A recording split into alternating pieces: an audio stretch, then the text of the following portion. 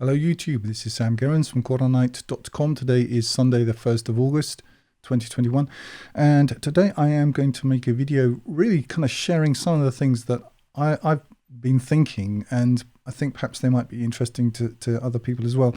You'll notice that this is not as pretty a video as yesterday's because my wife isn't in it, so you just stuck with me, I'm afraid. Now, those who know me and know my work will know what it is I've been doing and what has been the focus of my work, and I will see if I can remember to link in this down below to a couple of videos back, which is like a 40-minute summary of all of that. So I'm just going to take that as like assumed knowledge, and to in summary say that there's been a very big project which has been focused on the Qur'an and in leveraging its contents in order to fulfill a particular mission, and that's now, as far as I'm concerned, done. So that's that in summary. But all that to say, my entire life for the last 7 years has been totally focused on that. And so in a way, going through the whole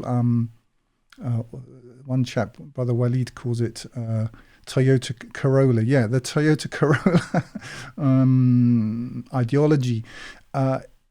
It was in some ways a lot easier because I was just totally focused on my battle, on my war, and it made it was the fact that things were kind of taking the shape that they were taking in a way. Excuse me. It wasn't so difficult because I was totally focused on this other thing. But having come to the end of that, excuse me a second. Having come to the end of that. This is like what you do next. This is, for me, much bigger than just finishing my degree or something. I was completely, apart from being physically burnt out, which I managed to take a couple of days away, and going to be taking another couple of days away, God willing, to sort of restore my energies, such as they are. But what do you do next, given the scenario? And my reflex reaction in these sort of periods in my life where I've had to sort of go back and sort of formulate a plan and all the rest of it is I go to books. That's what I've always done. I've always gone to books, and it doesn't mean I'm sort of looking for an answer, but just scanning tons of information. The things that are important to you can tend to jump out, and I don't think I'm alone in the kind of existential crisis that I've been going through. So I thought I would share some of this in the hope that it's going to be of use to other people, other believers at this time. If you get what's going on around you, if you understand that the Toyota Corolla is never going away, this is an ideology. It's an ideology that's being used to create a tyranny, or in fact to reveal a tyranny, because the tyranny was always there, then we're basically on the same page. Now, I think a lot of people realize that this is, I've used the word before, furqan. It's a division, it's dividing people, and in some ways it's really good, because you no longer have to kind of put up with the nonsense that we always had to put up with before, of people claiming to believe this and claiming to believe that, but actually doing this other thing. Now it's very clear, they're after your genes, they're after your children, the whole thing. If it's not clear to you now, then I'm afraid this channel isn't going to be able to help you. But obviously the Qur'an is our mainstay, and there are certain verses which have been very sort of really hit home in that, and but I think I'll get into that in another time.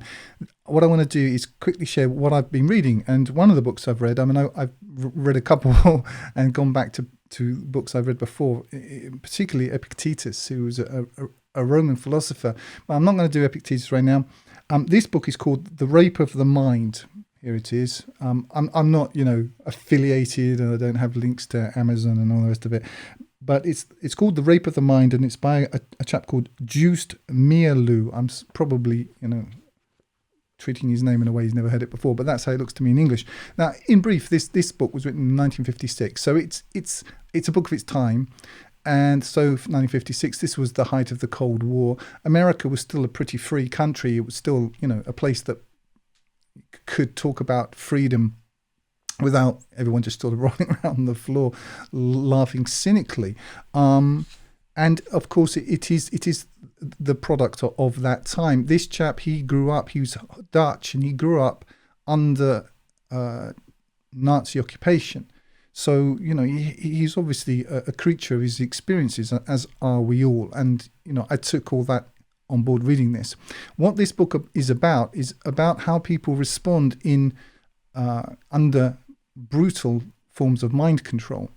And what he's talking about in the book would be particularly what Nazis did to people, what the Chinese did to people in wars in Vietnam, in Korea, and various places, of real concentrated forms of mind control, and how people broke under this in really harsh circumstances. Obviously, I've been looking to this to get some information on the toughness of it all. He doesn't really pay an awful lot of attention to he touches on things like marketing and so on. But, remember, this book is now, whatever it is, 60, 65 years old. And things are very different now. Some of the same techniques of propaganda and so on are so refined now, to the point of, neurolinguistics, of this chap writes about nudging and all of this. This wasn't in the sort of social narrative at that time. So he isn't primarily talking about the kind of mind control and conditioning that we're going through now. He was primarily talking about, a them and us situation. We're the good guys, they're the bad guys. Obviously, that's all broken down after the end of the Cold War, and they've sort of mixed it all up into a big mush. And now everyone's, a potential enemy.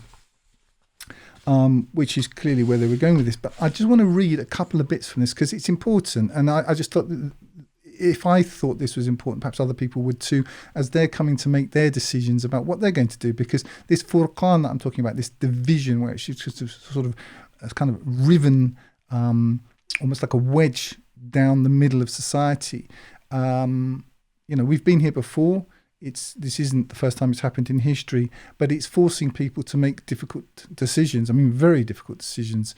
And, we're making ours. I'm sure other people are making theirs. But I wanted to, this is from chapter 17, which really for me in this book was the most useful chapter.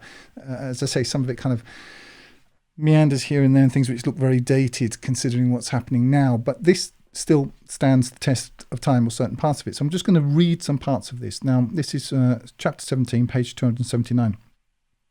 Who resists longer and why? And now he's talking about people who are under very hard conditions of physical brutality and oppression. I'm not talking about just you didn't get the right kind of cappuccino that you ordered. I'm talking about real hardship. So what then can give a man strength to resist a menticidal assault? Menticidal assault is what he means. Ment as in mind, sidal as in attack. This sort of suicidal, this is menticide, where they're attacking your mind. I'm going to be skipping some bits, but I'm just going to hit the main points. What made it possible for so many thousands to survive mentally and physically the horrors of Nazi concentration camps and the communist prisoner of war camps? The answer is essentially simple. Men yield primarily because at some point they are overwhelmed by their unconscious conflicts. Now, it seems that the primary battle is within oneself. If you haven't won that battle, then it's very hard to kind of bring in the strategies and the tactics that are going to help you to survive. Interestingly, what they found was that physical strength counted for almost nothing in these circumstances. The people who were, the hugely brave soldiers on the battlefield were not particularly brave, necessarily brave. Rank counted for nothing. Top, colonels and brigadier generals and so on who were captured were no stronger under the really harsh conditions than a private soldier. But really what it was men yield primarily because at some point they are overwhelmed by their unconscious conflicts. So you haven't really resolved the question within yourself. Now, going back to my main project, for the last 7 years, I've had a completely clear goal. I knew exactly why I was doing what I was doing. I knew it's very easy to solve problems when you know why you're doing something. And since the completion of that project, I've been lost for a why. I mean, quite frankly, why fight any longer? I've done my thing, Obviously, we all want a better life. We all want to, comfort and all the normal things that all people want. But clearly, that's not going to be an option. I needed a new why. And, once you've got a why, the what and the how are just really a function of that. So that internal conflict was what's been, what I've been wrestling with over the last 10 days or whatever it is. These conflicts, kept under control in normal circumstances, come to the surface under the strain of menticidal pressure. The stronger the inner conflicts and the greater the pressure, the greater the tendency to yield. Men withstand pressure when these conflicts cannot be so easily aroused or have been inwardly overcome. So if you've already won that war within yourself, if you have a why, then you're not fighting yourself. And as people who know my channel well will recognize, I've mentioned this before, the way that propaganda works is they get you fighting yourself. I mean, I've had conversations in the last couple of days with people that I'm close with in the UK, and it's quite clear that they're locked into almost like a siloed appreciation of the situation. I mean, these are people who 2.5 years ago, pre-Toyota Corolla, it could really be difficult to have any sort of conversation with them. But they recognise that, yes, it's a tyranny. And they recognise that, yes, the same thing is being rolled out over the world. But they can't this is all very siloed. They won't really join these dots together in any way. And they still have it phenomenally that somehow they're living in a country where the governments can be held to account. I know. Anyway, they seem to still think that this is the case and that they're hoping things will get better. Well, okay, but I'm really interested in how we can win this internal battle, actually win it first. Moving on to the next page, and there's another bit. Those who understood themselves, who were willing to accept danger and challenge, and who realized even faintly how bestial man can be, were able to stand the harrowing concentration camp experience. They were not defeated by their own innocence, by their own innocent perplexity and lack of insight into themselves and others, but were protected by their knowledge and inquisitive alertness. So they weren't naive. They understood what people are capable of, what men are capable of. And if you need, a quick sort of primer on that, read the Gulag Archipelago, or read, I think it's called the Seventh Circle. In fact, I prefer the Seventh Circle by Solzhenitsyn, who lived through these sorts of things. How they burned in the camps, remembering that, when they came for them, if they'd only just met these guys in the Black Mariahs with pickaxe handles and fought them, but they didn't. They complied until it was too late. There are other factors which play an important role too. My investigations have made it abundantly clear to me that those who can resist, who can maintain their strength under marginal circumstances, under difficult circumstances, never feel that they are alone.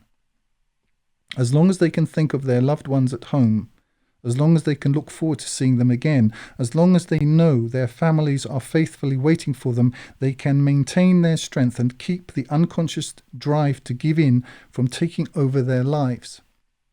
The love and affection we get and gather in our hearts is the greatest stimulus to endurance.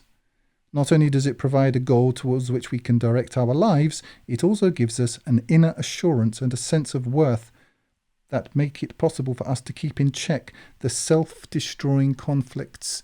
Now, in this situation, of course, it's a bit different because there used to be America, which was a free place, at least you could aim to go to. Well, clearly that's all gone. This is a worldwide situation, and so in a way we don't have that, unless your family all happen to be, completely clued into what's going on, in which case they're going to be with you probably. But so this isn't the case. However, we're not alone. If you have faith in God and belief in the last day and in the garden, then you have that to hold on to. But you need to kind of win that battle first before you go into the war, as it were. I'm skipping again a couple of pages. It's page 283. In the reality of modern war, the impersonal Moloch, a man can be easily reduced to a feeling of helplessness and dependency. This is the state government. This is what we're experiencing now. Is really democide. But it's a new cuddly form. It's not the form that the Nazis had. It's not even the form that the Soviets had.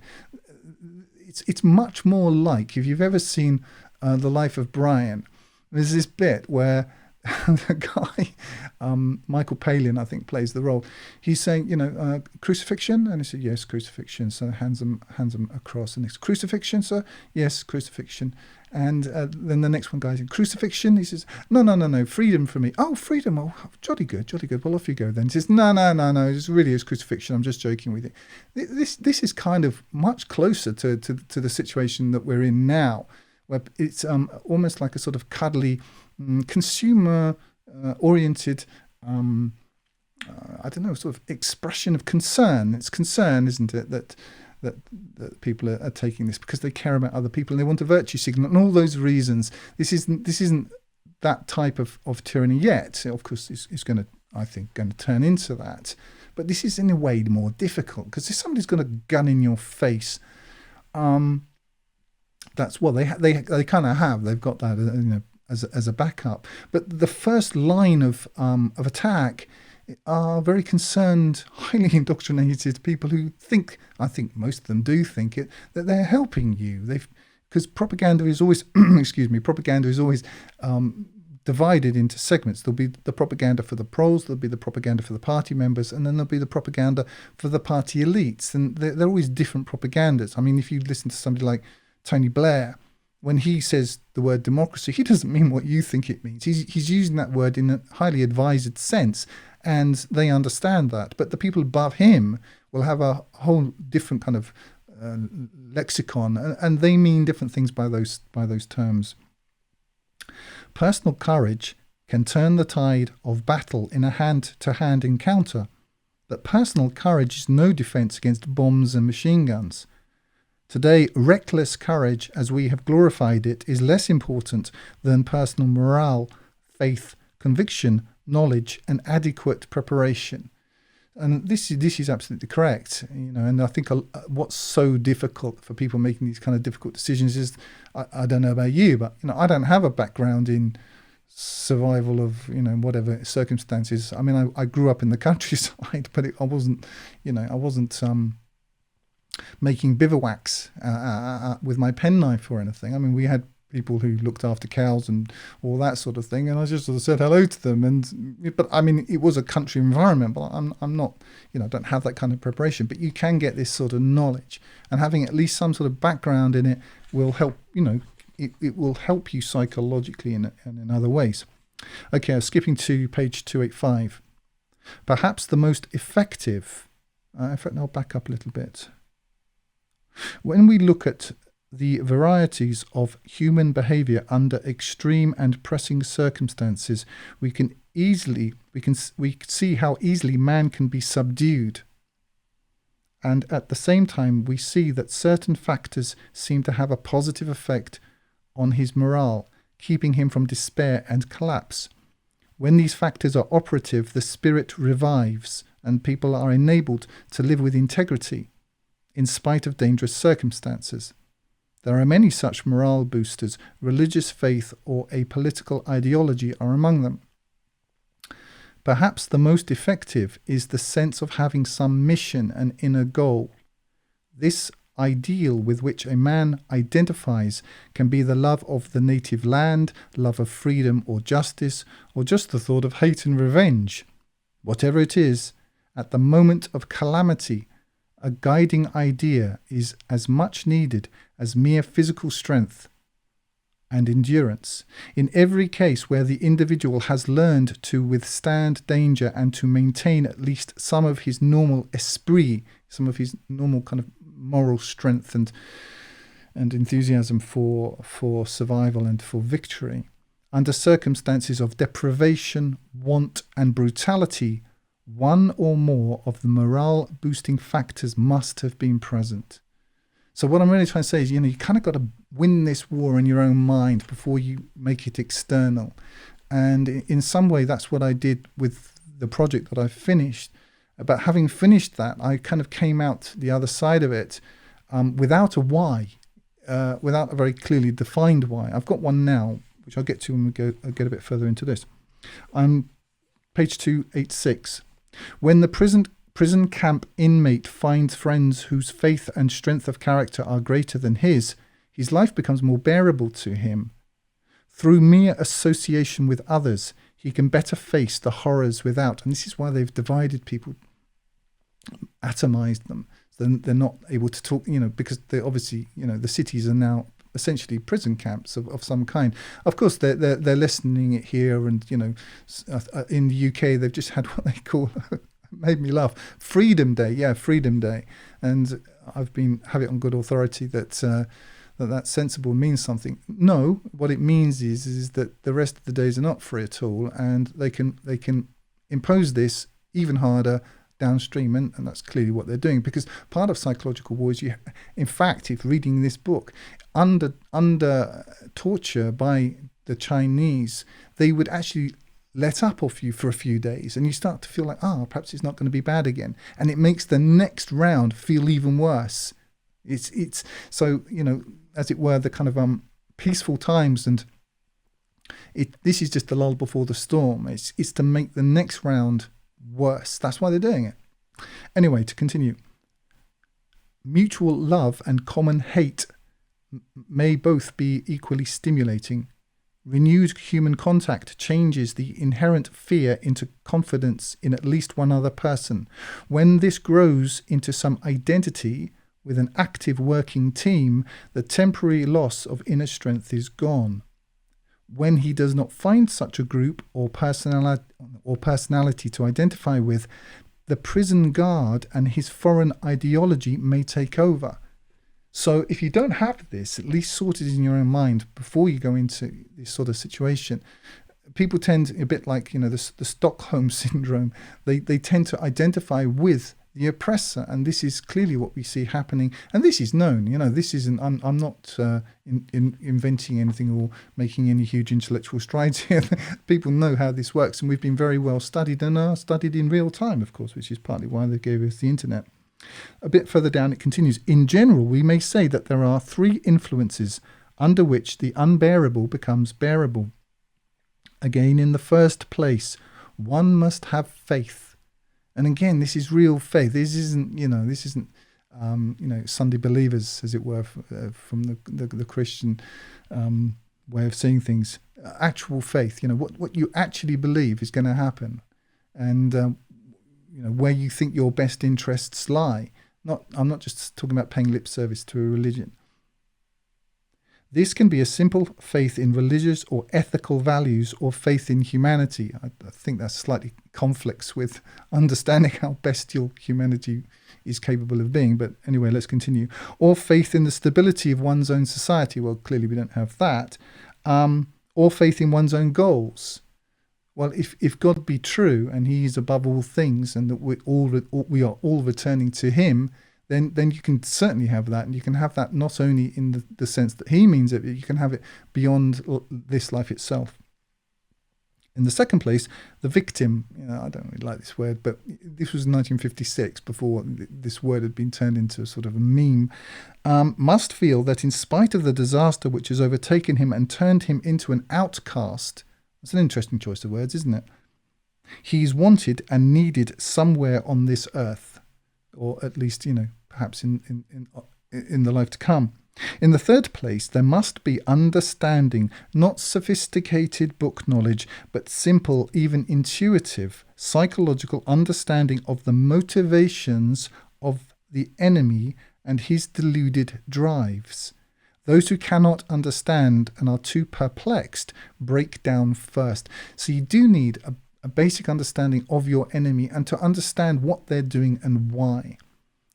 To go back to Epictetus, who I mentioned earlier, everyone is basically operating from a point of view of thinking that they're doing good. Maybe not moral good, but what's good for them at least. no man seeks his own harm. So they're operating in a worldview which is predicated upon their own superiority and your inferiority and their right to rule. That's how they see it. And, you need to understand that. They see you and me as cattle, and they're just, thinning out the herd and doing certain things to the stock. That's how they see it. And the fact that you don't see it that way, well, you're just an idiot, aren't you? That's that. You need at least a working knowledge of how they see things, and then obviously that filters down in very, very sort of debased ways into the implementers of this, who are really just deluded, and but they have no concept of why they're doing what they're doing. But in a way, you do need to acquire an understanding of that too. I mean, all of these people implementing this plan are also trying to seek their own good, and you need to understand that they're not waking up in the morning, most of them, thinking that they're totally evil. In fact, I think that the part of the purpose of this first round, this is really a beta test, is to get rid of the decent doctors and the decent nurses and the decent policemen and women, all of that, who definitely existed, but they're weeding those people out. They're actually sort of self-selecting themselves out of the machine, so that they can basically purify that machine and get it much more obedient, much more sort of just of one kind, of one thought, of one mind, so that it will just roll ahead over the next stages as they come through. Yes, those who cannot understand and are too perplexed break down first. So if you don't have an understanding of it, you're going to break down. Moving ahead a little bit more.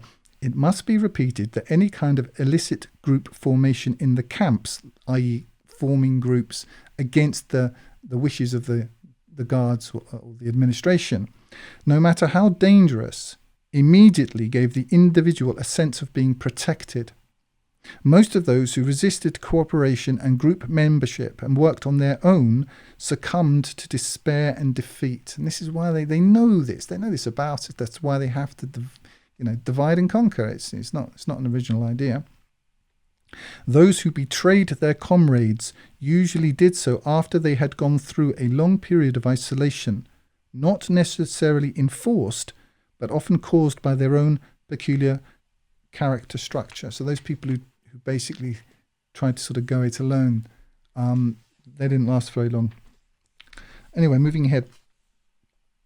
Okay, I think this is the last bit, but this is quite a long one. I'm going to read this because this is worth it. As I was reading this, I thought this applies to our situation so well that it's worth, just sort of bending your ear, as it were, with this. This is coming up to the end of the chapter, page 291. There is also a spiritual bravery, a mental courage that goes beyond the self. It serves an idea. It asks not only what the price of life is, but also for what that price is being asked. It asks for a hyper-consciousness of the self as a thinking spiritual being. Really, what are your values? What are you about? At what point do you say no? At what point do you fight back? At what point, is it real for you? Your answers may be slightly different or entirely different to mine, but I know what mine are. And if you've kind of worked those out first, you're at an advantage. It's always good, of course, to be physically and prepared and all the rest of it, so far as one can be. But it's the inner war that has to be won first. It is only comparatively recently that spiritual courage has been esteemed. Socrates' notion has taken a long time to seep into our thinking. It was only Socrates obviously famously drank hemlock, rather than recant, and he interestingly, the way that the Greek judicial system, or the Athens judicial system, worked, I don't remember the number, but it's like 200 and something. This was the number of the jury, and they condemned Socrates before he'd really given a defense. But he insisted on the right. So a certain number of them voted that he should die. I think the accusation was for corrupting the youth. That was the accusation, or for irreligion as well. but the number of men who condemned him before his defense was actually lower than the number of men who condemned him after he's spoken his own defense. So his own defense actually damned him even greater. I mean, obviously the result was the same, but obviously, Socrates, he's really the sort of saint of philosophy, and all he did really was say that he didn't know, and questioned his interlocutors to a point where they realized that they didn't know either. And of course, an understanding of one's own ignorance is already one of the steps towards knowledge, and in fact it's perhaps one of the most important ones. So anyway, he died for his convictions, and not only he didn't, I mean, if we believe Plato's account, he didn't he didn't die screaming and shouting, kicking and wishing that he could go home again. He was calm under that level of psychological and torment. It was only after the Reformation that the heroic struggle of the lonely battling personality gained value. Prior to that, it was the military man. To defend your own dissenting opinion courageously, even against the pressure of a majority opinion, acquired a heroic colour, especially when non-conformism and heresy were forbidden. Now, it's got a bit here about Gandhi, which frankly I think is propaganda. I've never bought into the whole Gandhi idea and the Nelson Mandela idea, but that's me. If you like those kind of stories, then go with it. I'm going to skip a couple of lines. Spiritual bravery is not found among the conformists, or among those who preach uniformity, or among those who plead for smooth social adjustment. There isn't, in my view, from what we're going through now, there isn't any nice way out of this. You're not going to be able to conform your way out of this. It just isn't going to happen. It requires continual mental alertness and spiritual strength to resist the dragging current of conformist thought. 1956 this was written. Man has to be stronger than the mere will for self-protection and self-assertion. He has to be able to go beyond himself in the service of an idea, and has to be able to acknowledge loyally that he has been wrong when higher values are found. Indeed, there is a spiritual courage that goes beyond all automatic reflex action. All automatic reflex action. Now this, I don't think the word triggered was in modern parlance at this time, but that's what he's talking about. Most of the people that you're dealing with are triggered. They don't actually have any, they're not making decisions rationally. They're not really, they might justify those decisions afterwards, but really for most people, what they're actually doing is being triggered. They're being programmed to have a particular kind of reaction to particular kinds of stimulus, like Pavlov's dogs. But this is, there are some people, and I think quite a large number of people who follow this channel, are able to think beyond this. Man is not only a mass, a piece of kneaded dough. He is also a personality. He dares to confront the human masses as he confronts the entire world as a thinking human being. Consciousness, alert awareness are themselves a form of courage, a lonely exploration and a confrontation of values. Such courage dares to break through old traditions, taboos, prejudices, and dares to doubt dogma. Now, whether we're talking about religious dogma or we're talking about the new idol on the block, which is government, and the idea that that humanity is this one thing, and that if more people think a certain thing, it makes it true, and some sort of allegiance to the majority, which is really a tyranny of the majority, because the majority can be made to think absolutely anything, as has been demonstrated. I don't need to prove this point anymore. If you can't see this, well, you probably won't be here at this point in this video. But the heroes of the mind do not know the fanfare, the pathetic show, the pseudo-courage of exaltation and glory. These brave heroes fight their inner battle against rigidity, cowardice, and the wish to surrender conviction for the sake of ease. This courage is like remaining awake when others want to soothe themselves with sleep and oblivion. Totalitarian ideology is able to blackmail man through his inner cowardice. I'll read that again. Totalitarian ideology is able to blackmail man through his inner cowardice.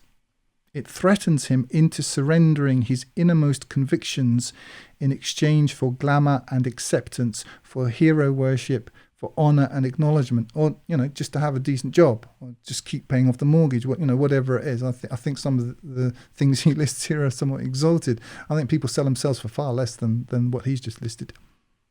Yet the true hero is true to his ideals. Only when people have learned to accept individual responsibility can the world be helped. I think he goes into a bit of a sort of, when enough people wake up thing. I think we can just skip over that. The new hero will not be recognized because of his muscles or aggressive power, but because of his character, his wisdom, and mental proportions. Intimate knowledge of bravery dethrones most of the popular notions about it as an exalted fascination. What he means here is, the idea of the muscle-bound soldier caring nothing about his own life or safety going into battle. That is a form of bravery. There's no, perhaps, but it can also just be a sort of a mental response to high stress. People respond to stress in all kinds of ways. But we're talking about something different here. And also we are under psychological warfare. This is psychological war. And it's nothing new. You've been under it all your life. And all of the policies that the ruling elites have pushed through over the last 50, 100, 150 years, we're all leading here. Nothing fundamentally has changed. They're just changing the kind of the arrangement of the plantation and taking away some of the kind of scenery from the stage and revealing the kind of the concrete wall that was always there. So it's not like anything's really changed. And in fact, if they hadn't owned the old system, they wouldn't be able to push this one through. And if it hadn't been for the compliance under the old system of all of the things that they've pushed through, the complete delusion and actually worship of delusion and of this solipsism, subjective, my feelings, my reality. If they hadn't got everyone into this condition where they can't follow an argument, they can't read a book, they can't, they're basically like children, they wouldn't be able to do this. They wouldn't have been able to push this through, but they have done it. And the reason they've been able to do it is, I'm talking about the last 2.5 years of Toyota Corolla, is because they managed to do the other things first. So that's how that is. Intimate knowledge of bravery dethrones most of the popular notions about it as an exalted fascination. Psychological knowledge fosters new forms of courage, demanding exhausting labour, the labour of thought, rather than the easy work of recklessness. Going into battle or barrels firing and so on, that can be an easy form of recklessness. And as I say, it can just be a sort of a psychological response to a highly stressful environment. I cannot take any other option than for this enduring courage of life, courage that no longer embodies the magic attraction of suicide and decline. Courage should be the vivid faith in and the alert awareness and sound consideration of all that moves life. Now, this guy's a materialist, okay? He's a psychologist, so he's bought into, a whole system of idolatry, actually, which is completely antithetical to the way I would see the world. But, I take knowledge where I can find it. Such courage accepts the great fear behind all the mysteries of life and dares to live with it. But again, going back to this thing that you can't really deal with it unless you've dealt with it first within yourself. The Nazis were very much aware of the existence of unbendable heroes among their victims whose faces could not be changed. They couldn't be brought into submission to that system. Now, obviously, Nazism is no worse than an awful lot of other systems, including the present one that we've got. But, in the popular psychology, it's been turned into the archetypal evil. And also, this was written in 1956, and also he suffered personally under them. So, we can understand why he uses them as an example. Whose faces could not be changed, whose minds could not be coerced, They called their calmness and stubborn will physiognomic insubordination. Now, they have some terms for people who won't submit to this too, don't they? They call it hesitancy, Toyota Corolla hesitancy. It's not that you require some actual proof or don't wish to submit your genetics to whatever it is they're putting in you. When you can't take them to court, you can't sue them. They've got absolutely you've got no right of recourse. That's apparently some kind of something wrong with you. Well, they'll always have terms that they use to describe those who don't conform to totalitarian regimes, and it's basically, well, it's the usual thing, isn't it? It's shaming language and name calling, which is what the left has used for pretty much everything over the last 50, 60 years to drive this perverse and disgusting system into place. And they tried to kill these heroes as soon as they were discovered. Happily, the jailers had many blind spots when it came to detecting spiritual greatness.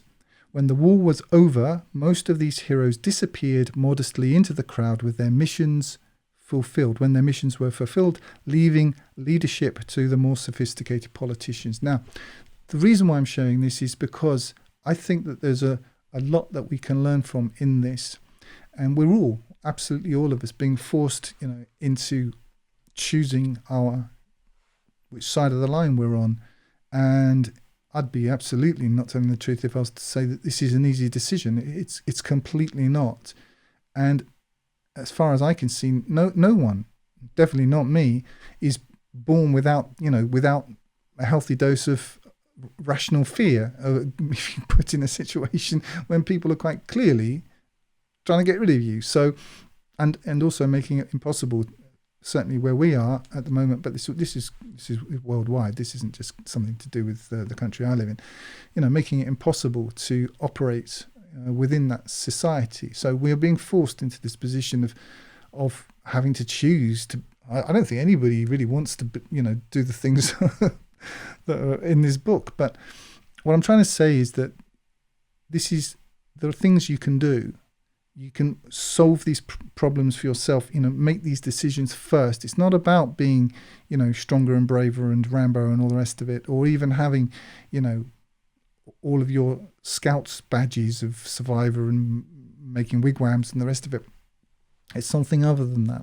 Those other things perhaps will become a function, but they have to be a function of the why. And going back to myself over the last, couple of weeks, really, the last 10 days, it feels like longer than that, of trying to work out, what next. But I realized it isn't what next, it's why next. I've always known what I was doing and why, and I needed another why, quite frankly, because, why fight any further? I've done my work. What else is there? And unless I'm clear on that first, all of the effort, is it really worth it? Because you can't fight yourself. This is what they do. They get you fighting yourself. You can't win that one. Anyway, over the last, I've got some whys for me, which I'm going to read. I've got 4 of them, but they're all connected of why I think for us, in our circumstances, it's worth fighting this. For us, this, I have no confidence in the when enough people wake up mythology, but what I can do, I've already done in order to effect an end to this. But now what? And that question was possibly not completely correctly formulated. It's better formulated as now why rather than now what. The what is a function of the why. You can sort out all the whats in the world and the hows as well. God willing, if you have a why. But if you don't have a why, all the whats in the world are just extra problems, aren't they? So these are our whys, and it's really just one. The first one is, why stay alive? Why fight? Why fight further? Why keep going? And obviously, there are tactical reasons, getting away from 5G and all the rest of it. But that's not a big enough why for me. That's just it's sort of an operational why rather than a philosophical why. But for a philosophical why, the first is, for us, if God allows, to witness the hour. That would be something that I would really like to do. I'd stay alive for that. If that's what's going to happen, I'd like to see that. I would really like to see that. I would really, really love to see that. and to witness that. That's a why for me. It may not be a why for you. You may not accept it as an option, but for me, that is a why. The second why is to keep my family together. That's worth fighting for. Now, that's part of the why, because in our family, we're believers and we love each other and we don't want to be separated and sent, to various places. We just don't want it. That's a why. Now, that may be in different circumstances, but that's a why for me. The third is to flee to God. This is a Quranic conception, and to grow in sincerity to Him. That's a why for us. It may not be the same for you. You may have different formulations which work for you. I'm not saying this is all totally subjective, but there are differences in character and temperament and so on. But that for us is a why. And fourthly, it's this is all interlocking one kind of why, but this is the best I could formulate it at the time. To remain Muslim. By Muslim, I mean submitted to God. I don't want to bow down to the government. I don't want to bow down to this idol. I don't want to do it. It's not just like it aggravates me or irritates me, although it does both of those two things. This is something I'm just not going to do. I'm not going to, sacrifice to Caesar, which is what this system is requiring. And I want to remain submitted to God alone. I want to meet God in a clean condition. And so those are whys for me. I do believe in God and the last day, and I want to get there in the best possible condition. Now, if it was possible to do that by carrying on what was, relatively speaking, a comfortable life, I mean, certainly by historical standards, great. But if that's, if there are going to be inconveniences and lack of convenience and difficulties and so on, I need to know why. I need to win that battle first in my own mind before making plans and all the rest of it. And the reason why I'm sharing this is not it's not really even just to talk about my process, but really I thought, well, if I'm going through this and I've had a hard time answering those questions for myself, I think perhaps there are going to be other people for whom some of this may be beneficial. Of course, a lot of people who watch this channel, they've this isn't how things are for them. Okay, but I think that there is a number of people for whom some of the things that I've touched on may be of use. I'll mention the book again, but I will just say that this book, for me, that chapter that I've read from, in fact, I've read most of it, is the most important chapter in the book. But if you want to read the whole thing, it's The Rape of the Mind by Joost, that's Joost Meerloo, Merloo. And it's published by, but you'll find it on Amazon, I expect. Martino Publishing. I wanted to share those thoughts. As you can see, I'm making videos. I'm going to try to finish the outstanding ones on the last verse, the last surahs of the Qur'an, if I can. I may also make some other videos a bit like this, maybe a bit to do with our story of what we do next, as far as we can. I'm not starting a kind of prepper survival kind of channel or anything like that.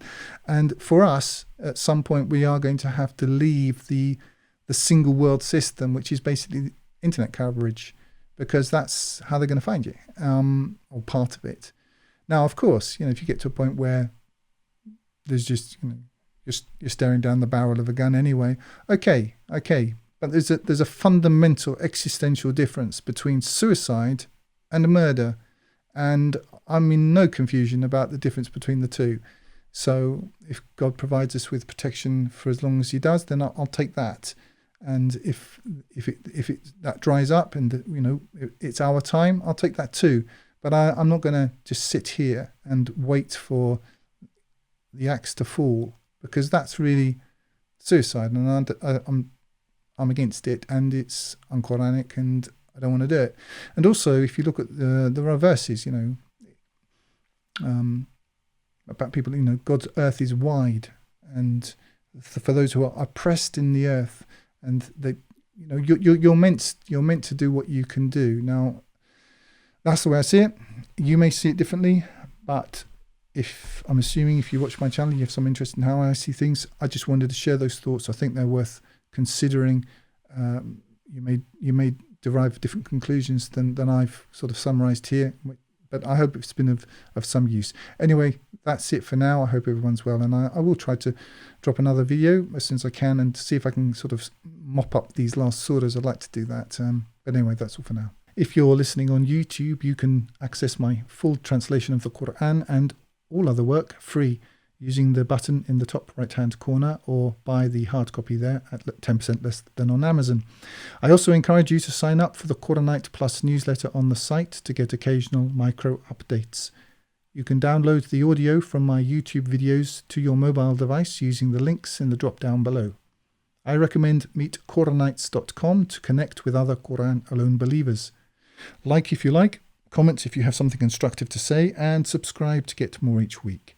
And use the link in the drop down below to donate if you would like to help me keep doing this. And remember, this life is short. Eternity is long. If you want good trees, plant good seeds.